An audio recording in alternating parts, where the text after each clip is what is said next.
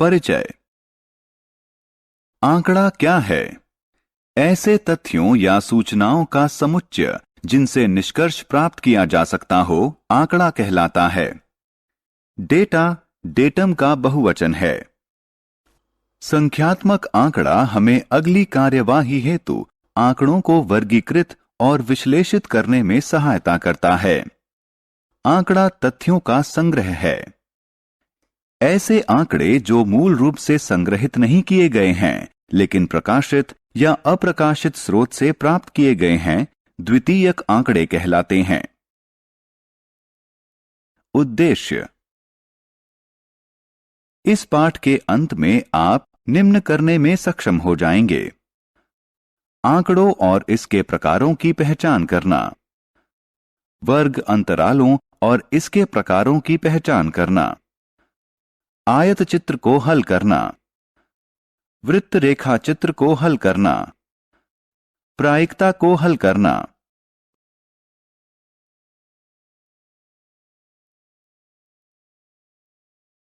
चित्र आलेख।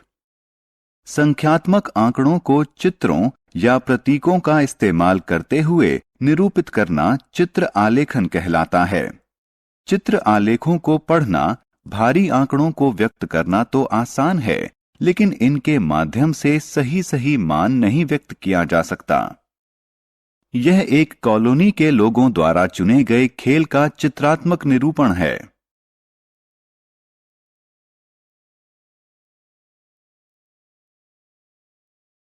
स्तंभ आलेख। स्तंभ आलेख आंकड़ों के आलेखीय निरूपण का एक और स्वरूप है, जो स्तंभों की लंबाई के अनुसार आंकड़ों की मात्रा दर्शाता है। ये स्तंभ क्षैतिजिक या ऊर्ध्वाधर यानी अभिलंबवत हो सकते हैं। यह स्तंभ आलेख विभिन्न पशुओं की आयु निरूपित करता है। इस स्तंभ आलेख से हम पशुओं की आयु प्राप्त कर सकते हैं।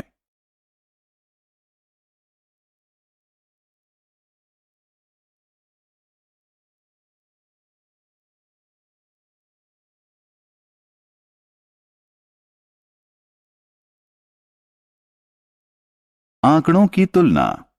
हम एक स्तंभ आलेख में आंकड़ों के दो समुच्चय निरूपित कर सकते हैं।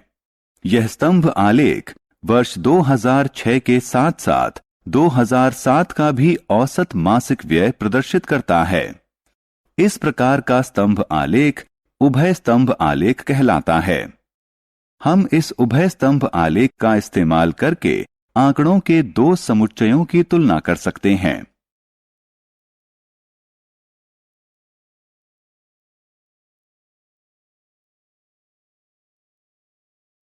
बारंबारता बंटन। आंकड़ों के प्रकार। कच्चे या अपरिष्कृत आंकड़े। कच्चे या अपरिष्कृत आंकड़े प्रारंभिक प्रेक्षणों का संग्रहण होते हैं, जो अव्यवस्थित होता है। इस प्रकार की सूचना हम सर्वेक्षण के दौरान प्राप्त करते हैं। इसे दो प्रकार से वर्गीकृत किया जा सकता है: 1. असतत आंकड़े। 2. सतत आंकड़े। असतत आंकड़े। इस प्रकार के आंकड़े बहुत शुद्ध रूप से पूर्ण संख्याओं में मापे जा सकते हैं। किसी परिवार में बच्चों की संख्या और जूतों के आमाप असतत आंकड़ों के उदाहरण हैं। सतत आंकड़े। इस प्रकार के आंकड़ों में दो पूर्णांकों के मध्य का कोई भी मान हो सकता है, अर्थात इन्हें पूर्ण रूप से सही नहीं मापा जा सकता। इनमें कुछ ना कुछ त्रुटि सदैव होगी। किसी कक्षा के छात्रों का भार व किसी नगर का तापमान सतत आंकड़ों के उदाहरण हैं।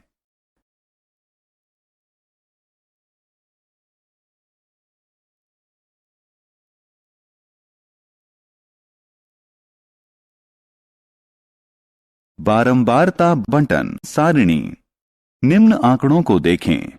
यह छात्रों द्वारा एक माह में अर्जित ग्रेड के विषय में बताता है।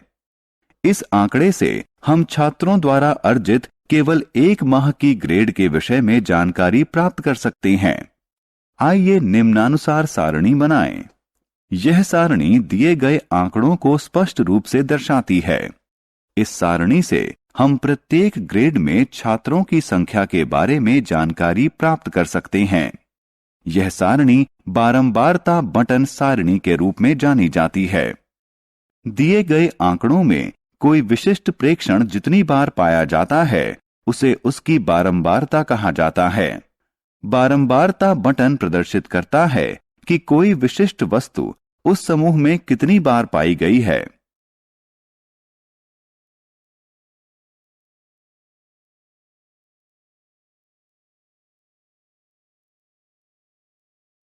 वर्ग अंतरालों के इस्तेमाल वाली बारंबारता बंटन सारणी। उदाहरण, एक कक्षा के 30 छात्रों द्वारा गणित के प्राप्तांक निम्न में दिए गए हैं।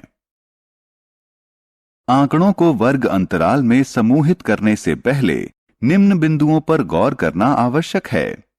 1. जब आप आंकड़ों को वर्ग अंतरालों में समूहित करें तो बटन की परास यानी रेंज सर्वाधिक महत्वपूर्ण है। उच्चतम व न्यूनतम प्रेक्षणों का अंतर ज्ञात करें। उच्चतम मान बराबर 98, न्यूनतम मान बराबर 3, रेंज बराबर 95। 2. वर्ग अंतरालों की संख्या अत्यधिक नहीं होनी चाहिए और बहुत कम भी नहीं होनी चाहिए। वर्ग अंतरालों की संख्या 5 से 20 हो सकती है। 3. आपको उपरोक्त दो कारकों के आधार पर वर्ग अंतरालों की विशालता का चयन करना होगा। आपको यह विशालता चुनते समय बहुत सावधानी बरतनी होगी।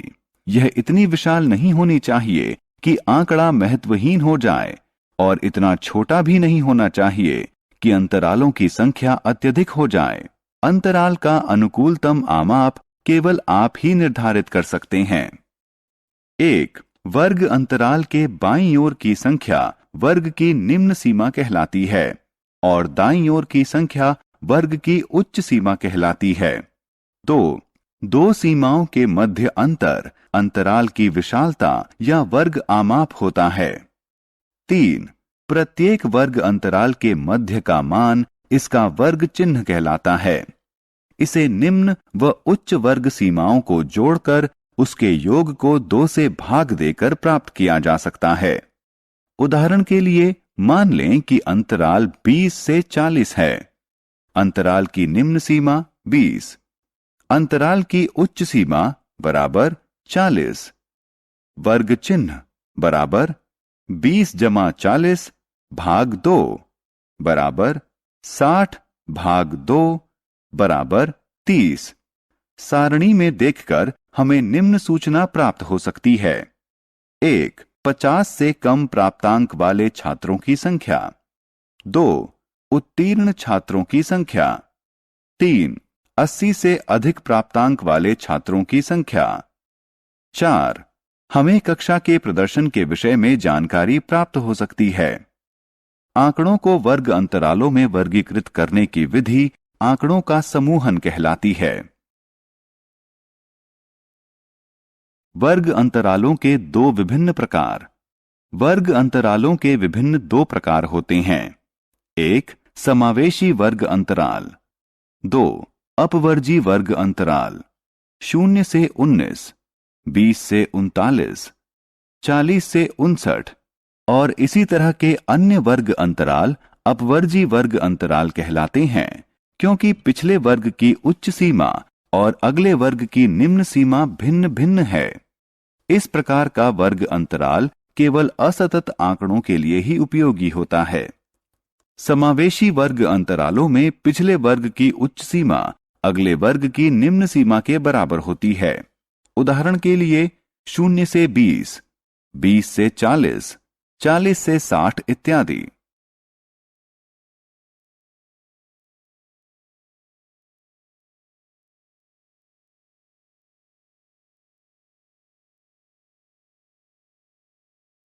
आयत चित्र।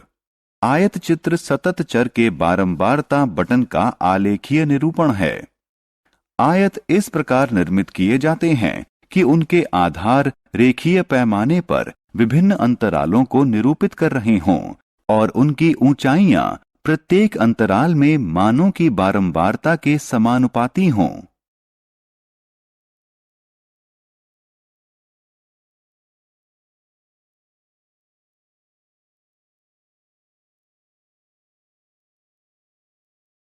बारंबारता सारणी। उदाहरण, निम्न में बारंबारता सारणी और उससे संबंधित आयत चित्र दिया गया है, जिसमें एक कारखाने के कर्मचारियों की संख्या उनके वेतन के आधार पर दर्शाई गई है। समाधान, बारंबारता सारणी में कारखाने के 100 कर्मचारी उनकी आय स्तर के अनुसार दर्शाए गए हैं। यदि आप उपरोक्त आयत चित्र को ध्यान से देखें तो आप पाएंगे कि एक आयत चित्र स्तंभ आलेख जैसा दिखता है, लेकिन उसमें एक स्तंभ और दूसरे स्तंभ के मध्य कोई रिक्त स्थान नहीं है। 2. आयत चित्र का एक शीर्षक है। 3. एक्स अक्ष पर समूहित आंकड़े के वर्ग अंतराल दर्शाए गए हैं। बटन में जो भी दर्शाया गया है उसे नीचे लिखा भी गया है। 4. वाई अक्ष पर प्रत्येक वर्ग अंतराल के लिए बारंबारताएं दर्शाई गई हैं। 5. दोनों अक्षों पर उपयुक्त पैमाने लिए गए हैं। 6. निर्मित आयतों की ऊंचाइयां उनके वर्गों की बारंबारता के समानुपाती हैं।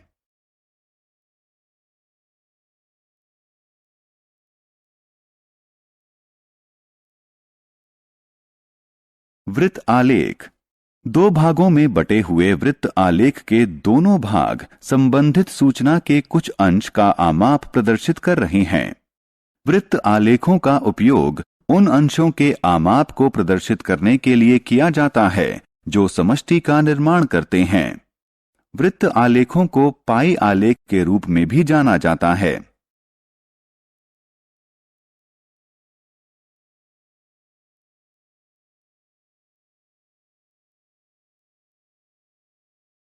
उदाहरण 1. एक स्कूल के छात्रों के पसंदीदा रंग निम्न सारणी में दिए गए हैं। इनको वृत्त आलेख में निरूपित करने से पहले हमें निम्न कदम उठाने होंगे। 1. समष्टि अंशों को ज्ञात करना। 2. समूहों की संख्या की गणना करना। 3. ज्ञात करना कि प्रत्येक समूह के किस भिन्न में समष्टि है। 4. केंद्रीय कोण ज्ञात करना और उसी के अनुसार आलेख बनाना। हल, छात्रों की कुल संख्या बराबर 200, समूहों की संख्या बराबर 5। लाल रंग पसंद करने वाले छात्रों का भिन्न 37 भाग 200। केंद्रीय कोण 37 भाग 200 गुणा 360 डिग्री बराबर 66.60। हरा रंग पसंद करने वाले छात्रों का भिन्न 26 भाग 200। केंद्रीय कोण 26 भाग 200 गुणा 360 डिग्री बराबर 46.80। नीला रंग पसंद करने वाले छात्रों का भिन्न बराबर 30 भाग 200। केंद्रीय कोण 30 भाग 200 गुणा 360 डिग्री बराबर 54। पीला रंग पसंद करने वाले छात्रों का भिन्न 39 भाग 200। केंद्रीय कोण 39 भाग 200 गुणा 360 डिग्री बराबर 70.20। गुलाबी रंग पसंद करने वाले छात्रों का भिन्न बराबर 68 भाग 200। केंद्रीय कोण बराबर 68 भाग 200 गुणा 360 डिग्री बराबर 122.40। सारांश। आइए जो कुछ हमने सीखा है उसे संक्षेप में दोहराएं। वे संग्रहित प्रेक्षण जो व्यवस्थित न किए गए हों कच्चे आंकड़े कहलाते हैं।